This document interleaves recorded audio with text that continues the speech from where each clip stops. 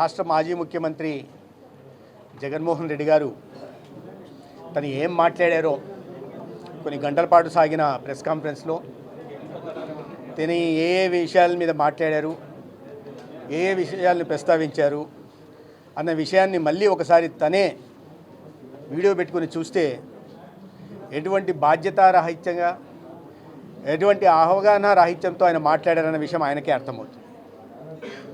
ఏ విషయం మీద కూడా కన్సిస్టెన్సీ లేకుండా, నిలకడ లేకుండా అడ్డదిడ్డంగా మాట్లాడడం, ప్రజలను తప్పుదో పట్టించడం, అసత్య ప్రచారాలు చేపట్టడం, రాష్ట్రాన్ని ఇతర రాష్ట్రాల ముందు చులకన చేసి చెప్పడం, ఈ రాష్ట్ర ప్రజల మేధో సంపత్తిని కానీ కష్టపడే నైజాన్ని కానీ తక్కువ చేసి చూపించడం, తద్వారా మరి దాన్నంతా ప్రభుత్వం మీదకి నెట్టేసి తద్వారా రాజకీయ లబ్ధి పొందాలనే ప్రయత్నం జగన్మోహన్ రెడ్డి గారు చేస్తున్నట్టుగా ఉంది.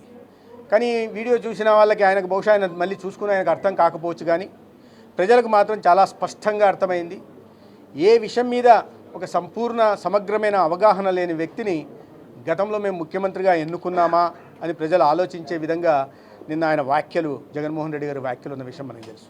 అది రాజధాని విషయంలో కానీ, లేదా రాయలసీమ లిఫ్ట్ ఇరిగేషన్ విషయంలో కానీ, లేదా ఇతరత్ర అభివృద్ధి కార్యక్రమం రాష్ట్రానికి వస్తున్న పెట్టుబడుల విషయంలో కానీ, లేదా ఉపాధి అవకాశాల విషయంలో కానీ ప్రతి దాని మీద కూడా జగన్మోహన్ రెడ్డి గారు ఒక అడ్డదిడ్డమైన వితండవాదం చేస్తూ తన అవగాహన రాహిత్యాన్ని ప్రజల ముందు ఆయనే ప్రదర్శించుకునే ప్రయత్నం నిన్న చేశారు.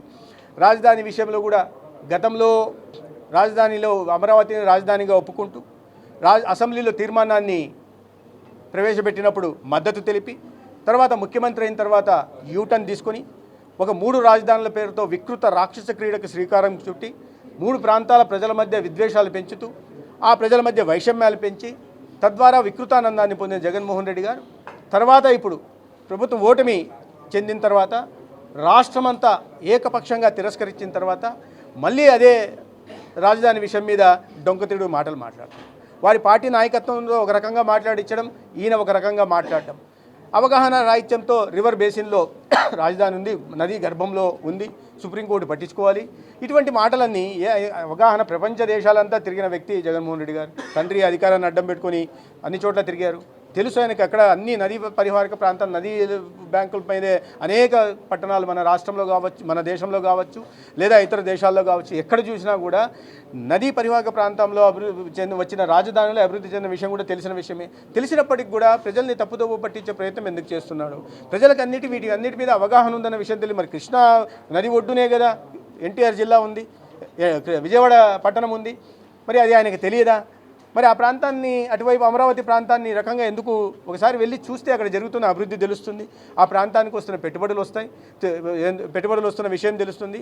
ఇవన్నీ కూడా ఈ నాయకత్వం మీద, చంద్రబాబు నాయుడు గారి మీద కానీ, లేదా కేంద్రం నుంచి అందుతున్న సహకారం కారణంగా కానీ రాష్ట్రంలో ప్రజల పట్ల, కూటమి ప్రభుత్వం పట్ల ఒక విశ్వాసం నెలకొంది. దాని కారణంగానే ఒక ప్రజల పట్లనే కాకుండా పెట్టుబడిదారుల కారణంగా కానీ, అందుకని లక్షల కోట్ల పెట్టుబడులు వస్తున్న నేపథ్యంలో, ఇవాళ అభివృద్ధి కార్యక్రమాలు ముందుకు పోతున్న నేపథ్యంలో ఇటువంటి అవాకులు చవాకులు పేలుతూ ఆయన తన కాళ్ళ కింద నేల కదలకుండా కాపాడుకునే ప్రయత్నం చేస్తున్నారు. తన పార్టీ నుంచి నాయకులు జారిపోకుండా కాపాడుకునే ప్రయత్నం చేస్తున్నారు. ఆ విధంగా చేసుకోవడంలో తప్పులేదు. కానీ ఇటువంటి అసత్యాలు, రాయలసీమ లిఫ్ట్ ఇరిగేషన్ గురించి, రాయలసీమ నీటి ప్రాజెక్టుల గురించి జగన్మోహన్ రెడ్డి గారు మాట్లాడితే దయ్యాలు వేదాలు వల్లించినట్టుగా ఉంటుంది. ఆయనకు తెలియదా? ఎన్నికల సందర్భంలో కానీ, పాదయాత్ర సందర్భంలో కానీ బైరవాణి తిప్ప నెల రోజుల్లో పూర్తి చేస్తా అన్నారు. తర్వాత అధికారంలోకి వచ్చారు, ఏనాడైనా పట్టించుకున్నారా? తను ముఖ్యమంత్రి అయిన తర్వాత చాలా ఆర్భాటంగా హెలికాప్టర్లలో వెళ్ళేసి వేదవతి బ్యారేజీని కర్నూలు జిల్లాలో భూమి పూజ మళ్ళీ చేసిన దానికి మళ్ళీ భూమి పూజ చేశారు. ఏనాడైనా మళ్ళీ తర్వాత ప్రగతి కానీ పట్టించుకున్నారా? ఒక ఇటుకైనా పేర్చే ప్రయత్నం చేశారా? ఎన్ని నీటిపారుదల ప్రాజెక్టులను మీరు సందర్శించారు, ఆ సందర్భంలో పూర్తి చేశారో ఒకసారి చెప్పాలా? కేసీ కెనాల్ ఆయకట్టు స్థిరీకరణ కోసం నిధులు కేటాయిస్తున్నారు, ఏనాడైనా కేటాయించారా? లేదా హంద్రీ నీవా గురించి ఏనాడైనా సమీక్ష నిర్వహించి ఒక ఇటుక పేర్చే ప్రయత్నం చేశారా? ఇవన్నీ ఎందుకు?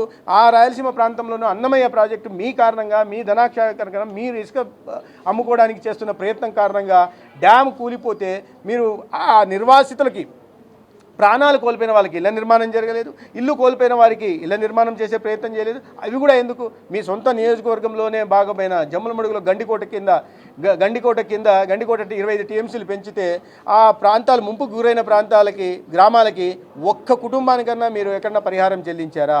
దానికి ముందు 6.5 లక్షలు ఇస్తుంటే 10 లక్షలు ఇస్తామని చెప్పి నమ్మబలికి ముఖ్యమంత్రి అయిన తర్వాత ఆ గ్రామస్తులందరినీ దౌర్జన్యంగా ఆ గ్రామాలను ఖాళీ చేయించారే తప్ప పరిహారం చెల్లించి మీరు చెప్పిన విధంగా 10 లక్షలు పరిహారం చెల్లించాలనే విషయం జగన్మోహన్ రెడ్డి గుర్తులేదా?